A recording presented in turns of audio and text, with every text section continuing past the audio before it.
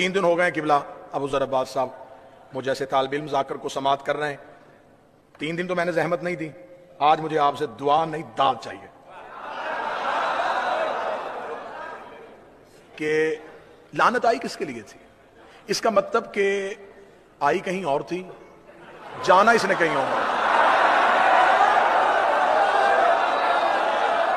خدا نے کہا تھا کہ جو جھوٹا ہوگا اس پہ لعنت ہوگی. زمانے کے مولوی اکٹھے کرو, کہیں مجھے لے جاؤ یا کہیں کسی کو میرے پاس لے آؤ, وہ مجھے یا مان لے یا منوا دے. مجھے بتائے کہ اللہ نے قرآن میں پھر اگلی آیت بھیج دی ہو کہ کیونکہ انہوں نے معافی مانگ لی تھی, جو میں نے لعنت بھیجی تھی وہ میں نے واپس بلوا لی ہے یا میں نے رحمت میں بدل دی ہے. خدا نے آیت منسوخ نہیں کی, آیت آج تک موجود ہے. خدا نے حکم بھیجا تھا کہ لعنت ہوگی. جب وہ لعنت کا حکم آ گیا تھا تو پھر ہمیں کیوں نہیں مولوی بتاتے کہ وہ جو مباہلہ میں لعنت گئی تھی پھر اس کا انجام کیا ہوا, وہ آخر کار نتیجہ کیا نکلا, وہ پہنچی کہاں تھی. خدا نے مباہلہ میں لعنت کھڑی کی تھی. خدا نے کسی مذہب کو مخاطب نہیں کیا تھا. خدا نے کہا تھا جو پنجتن کے مقابلے پہ آئے گا وہ لعنت لے کے چلا جائے گا, جو پنجتن کے مقابلے پہ آئے گا وہ لعنت لے کے چلا جائے گا. عیسائیوں نے کھڑی ہوئی لعنت دیکھی, یہ نبی کے قدموں میں گر گئے, انہوں نے نبی سے معافی مانگ لی, یہ واپس چلے گئے. لعنت وہیں کی وہیں کھڑی تھی. لعنت نے سفر کرنا شروع کر دیا, دن مہینوں میں بدل گئے, مہینے سالوں میں بدل گئے. انہی پنجتن میں ایک بی بی ایک دربار میں جا کے کھڑی ہوئی. بی بی نے کہا مجھے میرا حق دے.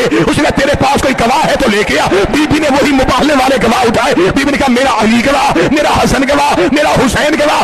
اس نے کہا میں تیری گواہیوں کو نہیں مانتا. بی بی نے کہا میں بھی جگیر لینے نہیں آئی. مباہلے والی لعنت واپس پہنچا.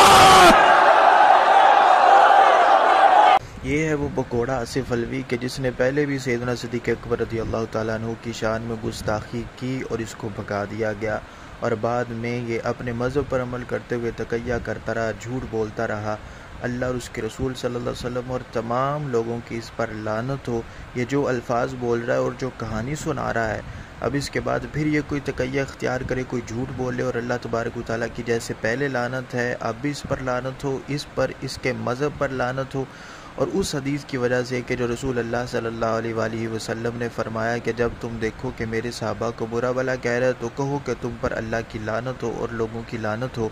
اس حدیث پر عمل کرتے ہوئے جتنے حضرات بھی یہ سنیں وہ اس پر, اس کے مذہب پر, اور جتنے لوگ اس میں شامل تھے, داد دینے والے اس مجمع میں شامل تھے, سب پر اللہ, رسول اور تمام لوگوں کی لعنت ہو. اب کوئی اگر یہ کہتا ہے کہ اس کی وجہ سے پوری شیعت کو برا نہ کہا جائے یا فلاں کو برا نہ کہا جائے, تو میں نے کسی مذہب کا نام نہیں لیا, میں نے اس کے مذہب پر لعنت کی ہے, اس کے عقیدے پر لعنت کی ہے.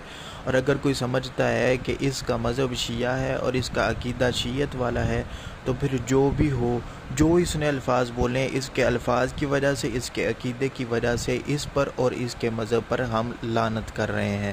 اور باقی رہا کہ ادارے, مقتدر ادارے اور وہ سارے, انہوں نے پہلے جو کیا ہے وہ اب بھی وہی کریں گے. پہلے بھی اس کو بھگا دیا گیا ہے, تو لہٰذا ہم یہ فیصلہ جو ہے وہ یہ اللہ تبارک و تعالیٰ کی عدالت میں پیش کرتے ہیں کہ اللہ تبارک و تعالیٰ اس کو عبرت ناک سزا عطا فرمائے, کیونکہ اس نے ہمارے پیارے محبوب صلی اللہ علیہ وسلم اور اللہ کے محبوب ابو بکر صدیق رضی اللہ تعالیٰ عنہ کے بارے میں اس نے زبان تان دراز کیا اور بکواس کی ہے.